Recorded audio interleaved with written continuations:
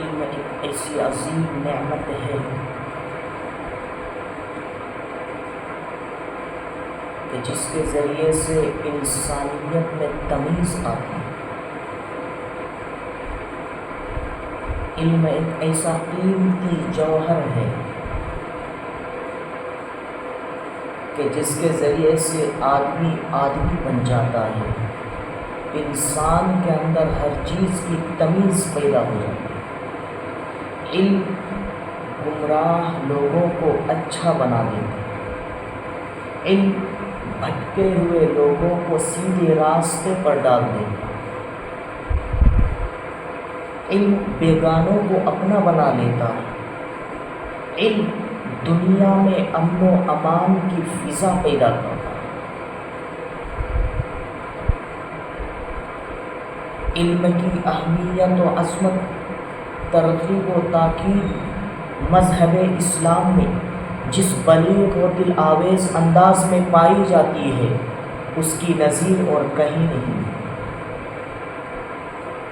تعلیم و تربیت، درس و تدریس گویا اس دین برحق کا جزو لا ینفک ہے۔ جس ملک و قوم میں علم کو پایا جاتا ہے، جس ملک و قوم میں تعلیم و تعلم پایا جاتا ہے،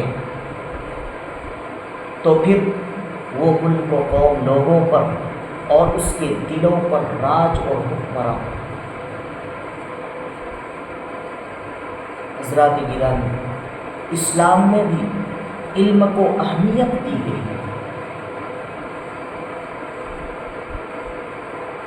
علم کے کمالات میں سے ایک کمال یہ بھی ہے کہ علم گمراہ اور جہالت کے اندھیروں سے نکال کر علم و آگاہی کی روشنی میں لا کھڑا ہے۔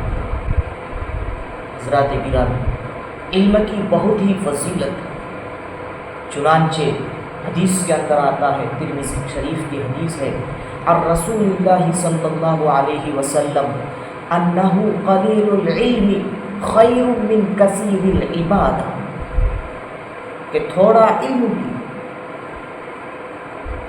زیادہ عبادت کرنے سے بہتر ہے۔ میرے دوستوں اور بزرگوں، یہ دنیا دار الاسباب ہے، جہاں پر عزت حاصل کرنے کے لیے کوئی نہ کوئی سبب ہوتا ہے۔ چنانچہ اللہ تبارک و تعالیٰ نے بھی انبیاء کرام کو بلند مقام عطا کرنے کے لیے کچھ ایسے علوم بھی عطا فرمائے تھے جو ان کی بلندی کا سبب بنے۔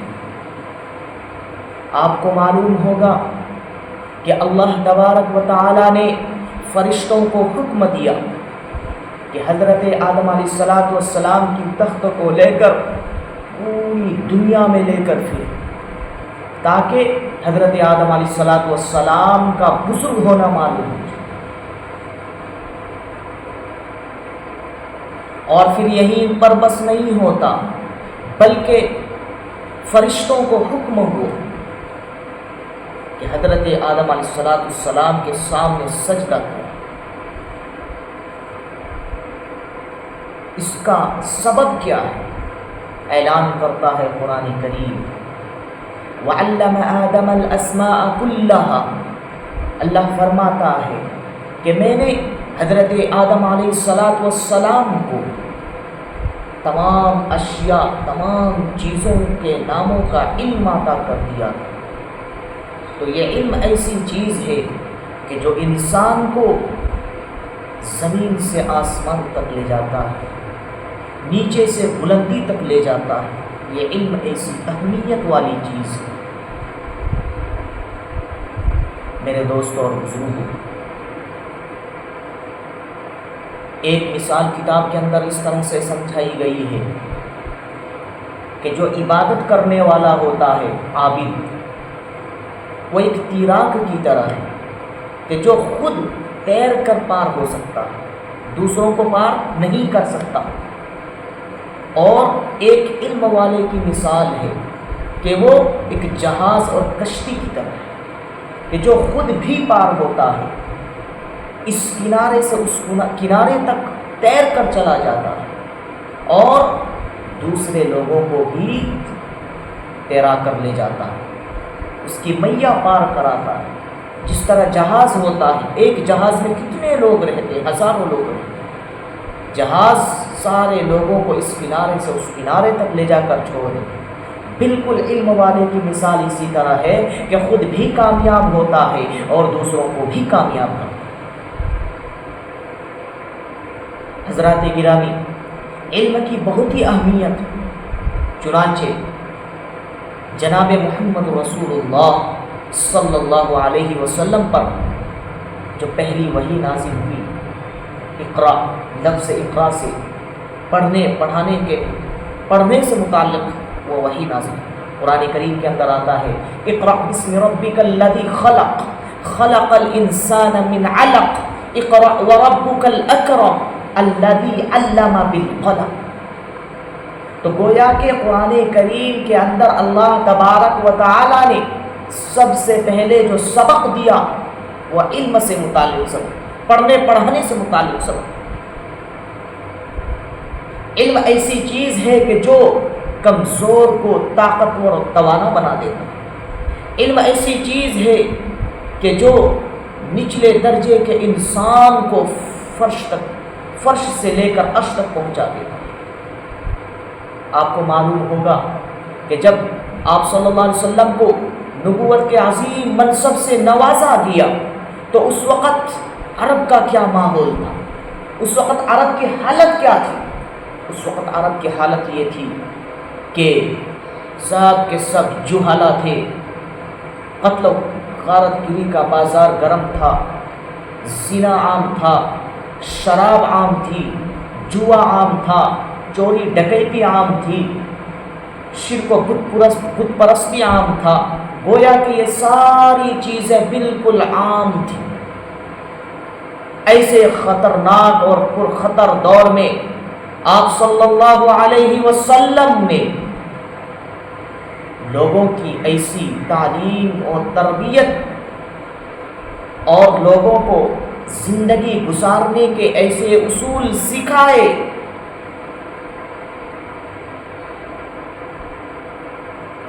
کہ رہتی دنیا تک آج جناب محمد رسول اللہ اور ان کے صحابہ کی مثال بیان کی ہے۔ علم کی بہت ہی اہمیت ہے۔ حدیث کے اندر آتا ہے،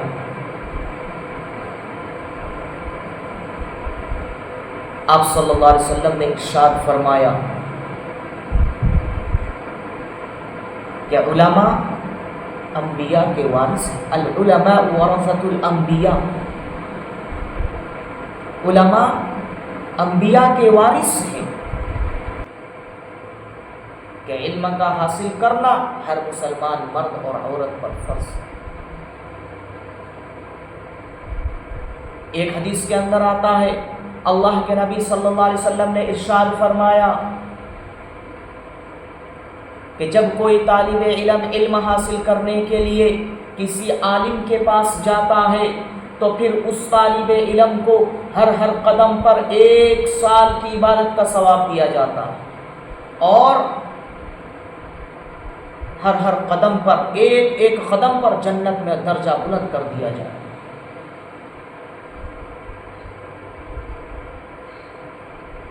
آج ہم اور آپ علم سے دور ہوتے چلے جا رہے ہیں۔ جتنی ناجائز چیزیں ہیں سب کے سب ہم کرنے کو تیار ہیں، لیکن علم حاصل کرنے کے لیے تیار ہیں۔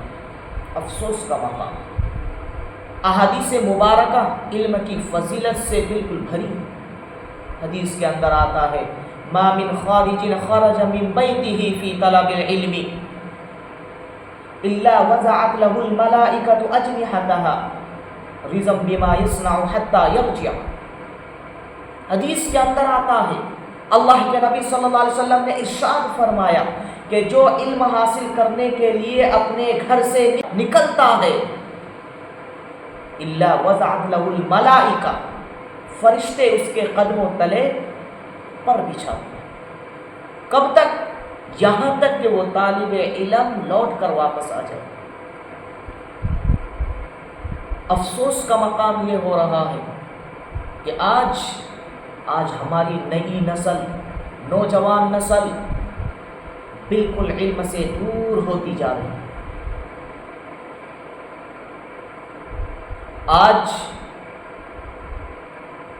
آج ہم نے دینی علم کو پس پشت ڈال کر دنیاوی علم حاصل کرنے میں لگ گئے۔ مسلمانوں، تمہیں دنیاوی علم حاصل کرنے سے کس نے روکا؟ اسلام نے نہیں روکا۔ ہاں، اتنی بات ضرور ہے کہ سب سے پہلے دینی علم حاصل کیا جائے، دنیاوی علم حاصل کرو، کوئی منع نہیں ہے، لیکن پہلے اپنی نسل کو دینی علم دو، ان کو یہ بتلاؤ کہ اللہ تبارک و تعالیٰ کی ذات کیا چیز ہے، ان کے نبی، اللہ کے نبی جناب محمد الرسول اللہ صلی اللہ علیہ وسلم کون ہے، ان کا مقام کیا ہے، ان کا مرتبہ کیا ہے۔ ہم تک دین پہنچانے والے صحابہ کرام کون ہیں، صحابہ کرام کی ذات کیسی ہے، صحابہ کرام کے بارے میں ہمارا کیا عقیدہ ہونا چاہیے۔ دینی مسائل کو حاصل کرنا ضروری ہے، ہمارے عقائد کیسے ہونے چاہیے۔ آج ہم نے ان تمام چیزوں کو پس پشت ڈال دیا اور دنیاوی تعلیم حاصل کرنے لگ گئے۔ میرے دوستوں اور بزرگوں، بہت افسوس ہوتا ہے کہ جب میرے اور آپ کے گھر میں کوئی انتقال کر جاتا ہے تو اس کے ایصال ثواب کے لیے کوئی آدمی کلام باغ پڑھنے والا تیار نہیں ہوتا ہمارے گھر کے اندر۔ کیوں؟ اس کی وجہ یہ ہے کہ جس طرح سے ہم جاہل ٹھہرے، ہماری اولاد بھی ہم نے جاہل بنا دی، ہم نے اپنی اولاد کو بھی جاہل بنا دیا، علم نہیں دیے، ہم نے علم حاصل کرنے ان کو نہیں دیا، صرف اس نیت سے کہ اگر دینی تعلیم حاصل کرے گا تو کتنی تنخواہ کمائے، کتنے روپے پیسے کمائے۔ ہم نے دنیاوی علوم کو سکھلایا زیادہ روپے حاصل کرنے کے لیے، دینی علم کے مقابلے میں کہ اس میں کوئی روپے پیسے نہیں۔ افسوس کا مقام۔ یاد رکھو، اگر ہم نے اپنی نسل کو دینی تعلیم نہیں دی، اگر ہم نے اپنی اولاد کو دینی تعلیم نہیں دی، تو یاد رکھنا آج ہمارا ماحول تو یہ ہے کہ ہم اپنے مکتب اور مدرسے میں قرآن کریم اور چند اسلامی باتیں بچوں کو صرف سکھلا دیتے ہیں، اور اس کے بعد 7ویں 8ویں کلاس جانے تک ہم اس کو نکال دیتے ہیں مکتب اور مدرسے سے، اور اس کے بعد پھر وہ ہمارے بچے اسکول کالج میں جاتے ہیں، اور پھر جانے کے بعد کیا ہوتا ہے، جانے کے بعد حالت یہ ہو جاتی ہے کہ اپنے غیر دوستوں کے ساتھ ملتے ہیں، غیر مذہب دوستوں کے ساتھ ملتے ہیں۔ جب ہمارے بچوں کو اسلامی تعلیم ہم نے نہیں دی، دینی تعلیم ہم نے نہیں دی، تو پھر اپنا دین چھوڑ کر، اپنا دین بھول کر، اپنا دین پسے پشت ڈال کر غیر مذہب کے دین کو فالو کرنے لگتا ہے، اور پھر اپنے دوست کی بات کو مانتے مانتے نعوذ باللہ ارتداد کی شکل میں آ جاتا ہے۔ میرے دوستوں اور بزرگوں، دین کے اندر جن باتوں پر ایمان لانا ضروری ہے ان میں سے ایک آخرت پر یقین لانا بھی ہے، اور بہت سارے ہمارے نوجوان نسل، ہمارے بہت سارے اسکول کے اسٹوڈنٹ جو اسکول اور کالج جا رہے ہیں، ہمارے مسلمان بچے، کوئی آخرت کا انکار کر رہا ہے، کوئی اللہ تبارک و تعالیٰ کا انکار کر رہا ہے، کوئی نبی کریم صلی اللہ علیہ وسلم کا انکار کر رہا ہے، کوئی صحابہ کرام کو نعوذ باللہ گالی دے رہا ہے، کوئی اسلام کو غلط ثابت کر رہا ہے، اور جتنی بھی چیزیں ہیں اسلام کو بدنام کرنے کی، اسلام پر انگلی اٹھانے کی، وہ ساری کوششیں کرنے کے لیے تیار اپنے غیر مذہب دوستوں سے مل کر۔ افسوس کی بات، آج یہ دین ہمیں کیوں دیکھنا پڑ رہا ہے؟ صرف اس وجہ سے کہ آج ہم نے اپنی اولاد کو دینی تعلیم نہیں۔ ابھی کئی واقعات سامنے آئے کہ ہمارے نوجوان بچے، ہمارے مسلمان بچے اسکول کالج جا رہے ہیں، غیر مذہب دوستوں کے ساتھ دوستی کر لیتے ہیں، رات دن ان کے ساتھ رہنا ہوتا ہے، اور شراب، جوئے، ساری چیزوں کے عادی ہو رہے ہیں۔ افسوس۔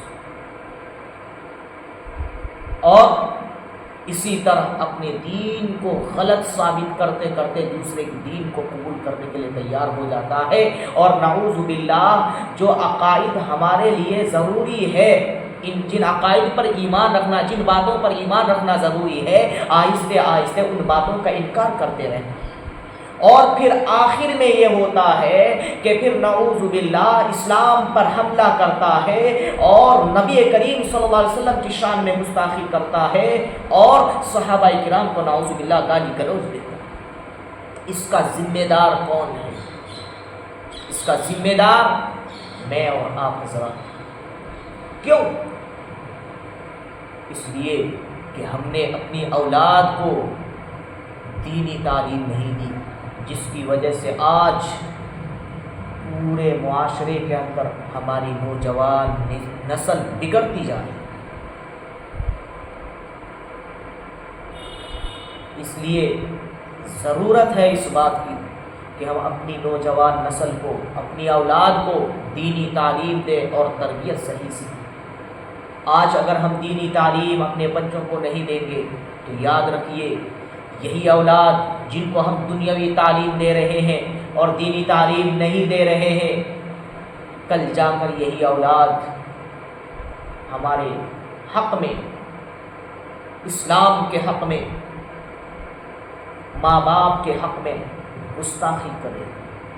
اس وقت پھر ہم اور آپ روتے پھرتے ہیں کہ میری اولاد، ہماری اولاد بڑی ہو چکی ہے، نوجوانی کی عمر میں پہنچ چکی ہے، لیکن شراب کا عادی بن چکا ہے، ماں باپ کے کوئی حقوق نہیں جانتے، گاؤں کے بڑے لوگوں کا کوئی حقوق نہیں جانتے، اور مسجد کیا چیز ہوتی ہے اس کا نام و نشان اس کو معلوم نہیں، اسلام کیا چیز ہے اس کے بارے میں کوئی اس کو خبر نہیں۔ اس وقت ہم اگر روتے پھریں گے، یقین مانیے اس وقت رونا میرا اور آپ کا کوئی کام نہیں۔ کیوں؟ اس لیے کہ جو موقع ہمارے ہاتھ میں آیا تھا وہ گزر چکا، جو وقت تھا دینی تعلیم دینے کا، بچوں کو سدھارنے کا، اصلاح و تربیت کرنے کا، وہ وقت ہم نے ان بچوں کو دنیاوی تعلیم میں لگا کر، غلط دوستوں کے ساتھ لگا کر اس وقت کو ہم نے برباد کر دیا، اور آج ہم ڈھنڈورا پیٹ رہے ہیں کہ ہماری اولاد کی تربیت صحیح نہیں۔ افسوس کا مقام۔ آج دیکھیے کوئی موقع آتا ہے، کوئی پارٹی ہوتی ہے لوگوں کی، نوجوانوں کی، تو پارٹی کی خوشی میں نعوذ باللہ فضول خرچی کرتے ہیں، حالانکہ اللہ تبارک و تعالیٰ نے ارشاد فرمایا انہ لا یحب المسرفین، اللہ تبارک و تعالیٰ فضول خرچی کرنے والے کو پسند نہیں کرتے، اسراف کرنے والے کو پسند نہیں فرماتے، اس کے باوجود فضول خرچی کرتے۔ اور حد تو یہ ہے کہ اسی خوشی میں نعوذ باللہ ڈرنکس اور شراب پینے لگتے۔ آج ہماری یہ نوجوان یہ ساری چیزیں کرنے پر کیوں مجبور ہیں؟ اس کی ایک واحد وجہ یہ ہے کہ میں اور آپ حضرات نے اپنی اولاد کو تعلیم نہیں دی، جس کی وجہ سے آج مجھے اور آپ کو شرمندگی کا سامنا کرنا پڑا۔ حالانکہ علم ایک لازوال نعمت، علم ایک بے مثال طاقت، علم ہی سے خدا کو پہچانا جاتا ہے، علم سے ہی نبی کریم صلی اللہ علیہ وسلم کو پہچانا جائے گا، علم ہی سے اللہ کے احکام پر عمل کیا جائے گا، علم ہی سے احکامات نبوی صلی اللہ علیہ وسلم پر عمل کیا جائے گا، علم ہی سے آدمی کی سربلندی کی جاتی ہے، علم ہی سے آدمی کی عزت میں اضافہ کیا جاتا ہے۔ اس کے باوجود آج ہم علم سے دور ہوتے جا رہے ہیں، حالانکہ یہی وہ علم ہے کہ جس کے ذریعے سے شرک سے ہم بچ سکتے ہیں، گناہوں سے بچ سکتے ہیں، اور بدعات و رسومات سے ہم بچ سکتے ہیں، لیکن ہم علم حاصل کرنے کو تیار نہیں، جس کی وجہ سے آج ہم ہر طرح سے ہر چیز میں اور ہر برائی میں بالکل ملوث ہیں۔ اگر آج ہم اور آپ علم حاصل کر لیتے تو آج ہم ناجائز اور حرام لقمہ نہ کھاتے، کیونکہ اگر آدمی کو علم ہوگا، قرآن کا علم ہوگا، احادیث نبوی کا علم ہوگا، اسلامیات کا علم ہوگا، تو پھر وہ حلال اور حرام کے درمیان تمیز کر پائے۔ جب اس کے اندر علم ہی نہیں تو وہ حلال اور حرام کے درمیان کیا تمیز کرے گا؟ مجھے بتا، کوئی تمیز نہیں کر سکتا۔ وقت ہوا چلا ہے، میں اپنی بات کو اسی بات پر ختم کر رہا ہوں، لیکن تمام حضرات سے میں یہ عاجزانہ درخواست کرتا ہوں کہ اپنے بچوں کو سکھائیں، اپنے بچوں کو پڑھائیں، اپنے بچوں کو دینی تعلیم دیں، اپنے بچوں کو مدرسے سے جوڑیں، اپنے بچوں کو مکتب سے جوڑیں، اپنے بچوں کو مساجد سے جوڑیں، علماء کرام سے جوڑیں، تب جا کر ہماری نسل، ہماری اولاد ایک نیک اور صالح بنے گی۔ ورنہ یقین مانیے جن نوجوانوں کو، جن اولاد کو آج ہم دنیاوی علوم اور دنیاوی مزہ لینے کے لیے بڑھاوا دے رہے ہیں، 2-4 دن کے بعد یہی اولاد میرے اور آپ کے لیے شرمندگی کا باعث بن جائے۔